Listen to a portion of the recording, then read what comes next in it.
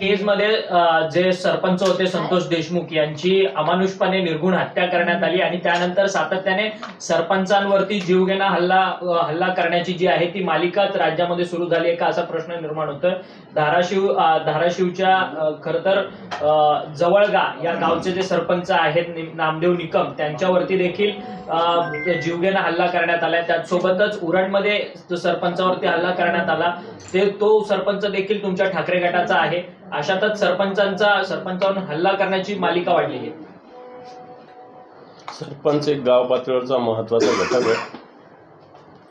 तो कोणत्याही पक्षाचा असेल, लोक जनरली गावातले काही घटना घडली, सुखाची असेल दुःखाची असेल, सरपंचाला कळत असतात आणि सरपंचाला आपल्या गावातल्या माणसाची बाजू घ्यावी लागते।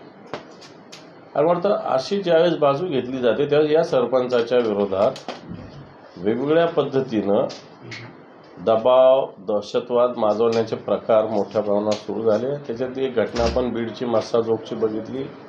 सरपंच होता, त्याला गावातल्या एका वॉचमननी बोलवलं म्हणून गेला आणि म्हणून घटना घडली।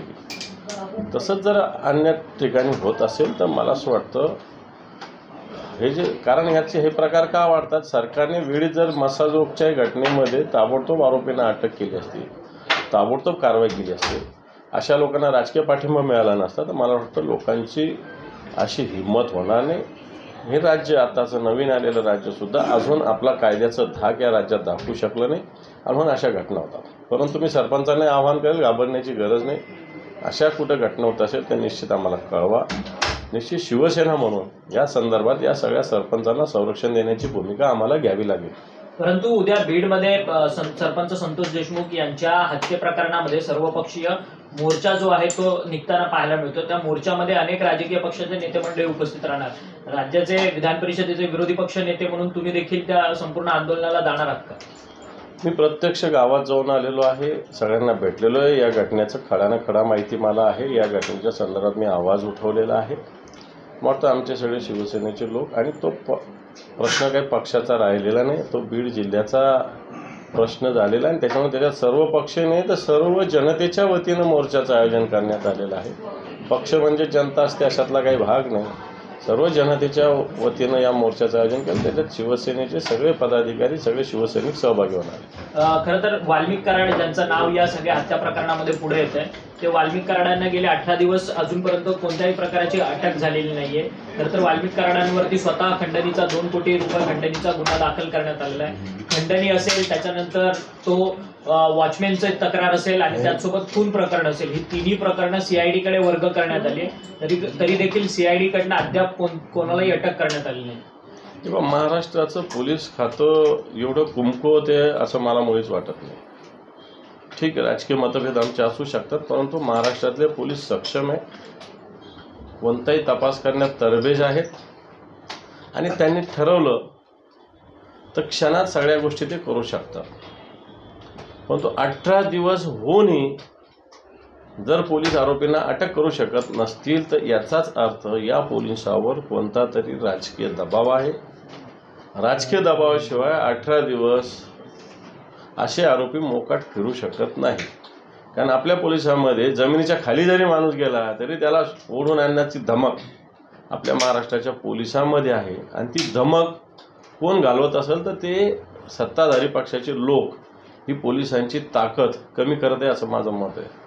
परंतु या सगळ्या प्रकरणामध्ये आता सत्ताधारी पक्षाचेच आमदार जे आहेत ते आवाज उचलताना पाहायला मिळतं। सुरेश धस असेल, प्रकाश सोळंके असेल, हे सत्ताधारी बाकावरचे आमदार आहेत। प्रकाश सोळंके म्हणतात की खरं तर वाल्मिक कराड यांच्याकडे प्रशासनाच्या चाव्या आहेत आणि त्यांना हे अधिकार कोणी दिलेत हे पाहणं महत्त्वाचं आहे असं त्यांनी एक सूचक विधान केलेलं आहे। बरोबर आहे ना, भले तिथे धनंजय मुंडे पालकमंत्री होते किंवा मंत्री होते, त्यांचं खातं असेल किंवा त्यांचा जिल्हा असेल, फोन धनंजय मुंडे नाही करत, वाल्मिक कराडच करतात आणि प्रशासनही ऐकतो। बैठका घेतात वाल्मिक कराड कित्येक ठिकाणी। आता हे कोणाच्या सांगण्यावर घेतात आणि म्हणून प्रशासनातले लोक हे एखाद्या धनंजय मुंडेने फोन केला तर ऐकणार नाही, पण तो वाल्मिक कराडने केलं तर ऐकतात। अशा प्रकारची स्थिती बीडमध्ये निर्माण झालेली आहे। ही दहशत आहे आणि मला वाटतं ही दहशत मोडून काढावी लागेल। परंतु सत्ताधारी पक्षाचे लोक बोलतात त्यांनी त्यांच्या मुख्यमंत्र्याकडे त्यांच्या उपमुख्यमंत्र्याकडे जाऊन बसवा ना. ते राजकीय हेतून बोलतात की आम्हाला त्यांना प्रश्न आहे. प्रकाशदादा असतील, प्रकाशदादा एक आदरणीय नेतृत्व आहे आमच्या मराठवाड्यातलं, माजलगावचं. सुरेश धस असतील, तळागाळातले नेते मान्य आहे मला.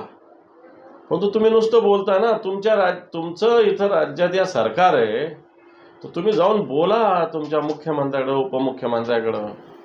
तुम्ही त्यांना बोलणार नाही, आपल्या भूमिका व्यक्त करणार, हा दुटप्पीपणा झाला असं माझं स्पष्ट मत आहे. या आपले सगळ्या पक्षप्रमुख बीडला जाणार आहेत का या सगळ्या संदर्भात भेट देण्यासाठी? हे पक्षप्रमुख हा संघटना म्हणून भूमिका असते. संघटना म्हणून मराठवाड्यात जबाबदारी माझ्याकडे. मी तिथं जाऊन आलेलो आहे, विरोधी पक्षनेता म्हणून सुद्धा भेटून आलो आहे कुटुंबियांशी. सगळ्या जे काही असेल त्या सगळ्याच्यामध्ये आम्ही सहभागी आहोत. आणि मला असं वाटतं की सगळ्यांनीच जाऊन येणं याच्यापेक्षा या कुटुंबियांना न्याय मिळवून देणं हे महत्त्वाचं आहे. आणि मला वाटतं शिवसेना त्याच्यासाठी झटत राहील. महाविकास आघाडीचे जे इतर दोन पक्षांचे वरिष्ठ नेते आहेत, राहुल गांधी असतील, शरद पवार असतील, हे विरोधी पक्षनेता आहे मी, शिवसेनेचा नेता आहे. मी सगळ्यात आधी जाऊन आलो आहे. मला वाटतं ते तुम्हाला दिसलेलं नसावं. मी सगळ्यात आधी 12 तारखेलाच जाऊन आलो. हे सगळे लोक आत्ता जाऊन आले 4-5 दिवसापूर्वी. तुमच्या माहितीच तो सांगतो सगळ्यांच्या. सर, पण ह्या सगळ्या तुम्ही म्हणतायत की प्रकाश सोळंके असतील, सुरेश धस असतील, हे सत्ताधारी बाकावरचे आमदार आहेत, त्यांनी मुख्यमंत्री उपमुख्यमंत्र्यांकडे जावं असं तुम्ही म्हणतायत. हो. परंतु तरी देखील या सगळ्या संतोष देशमुखच्या हत्ये प्रकरणातलं राजकारण सत्ताधारी आणि विरोधकांमध्ये होतंय का? संतोष देशमुखला न्याय मिळवण्याचा न्याय मिळवून देण्याचा मुख्य उद्दिष्ट नाही असं वाटतंय? नाही, मला असं वाटतं म्हणूनच तसं करू नये. मी म्हणून याला पॉलिटिकल विषय नाही हा विषय अशा पद्धतीनं दहशतवाद, दादागिरी, गुंडशाही संपवण्याचा मुद्दा आहे. हा काही आमच्या पक्षाचा विषय नाही का दुसऱ्या पक्षाचा विषय नाही. भारतीय जनता पार्टी, राष्ट्रवादीमधल्या सुद्धा अंतर्गत लोकांवर दहशतवाद आणि दादागिरी होते. म्हणजे बाहेरचे लोक जाऊ शकत नाही तिथं. आता काही लोक बोलणार नाही खाजगीमध्ये, पण आमचे इथले अतुल सावे मंत्री होते तिथं, पालकमंत्री, काम करू शकले नाही तिथं. या गुंडागर्दीमुळे काम करू शकलं नाही. अशा प्रकारची स्थिती तुम्हाला खरं सांगायचं तर. आता ते तसे भाजपचे आहेत, सत्ताधारी पक्षाचे.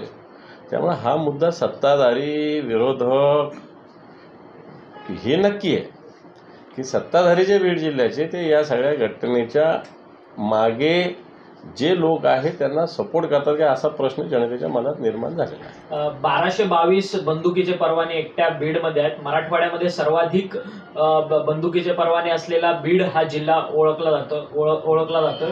तुमच्या संभाजीनगरामध्ये सर्वाधिक मोठं संभाजीनगर हे जिल्ह्याचं क्षेत्र आहे, विभागीय क्षेत्र आहे. परंतु त्या जिल्ह्यामध्ये सगळ्यात बंदुकीचे जास्त परवाने न होता बीडमध्ये जास्त बंदुकीचे परवाने फक्त एवढे.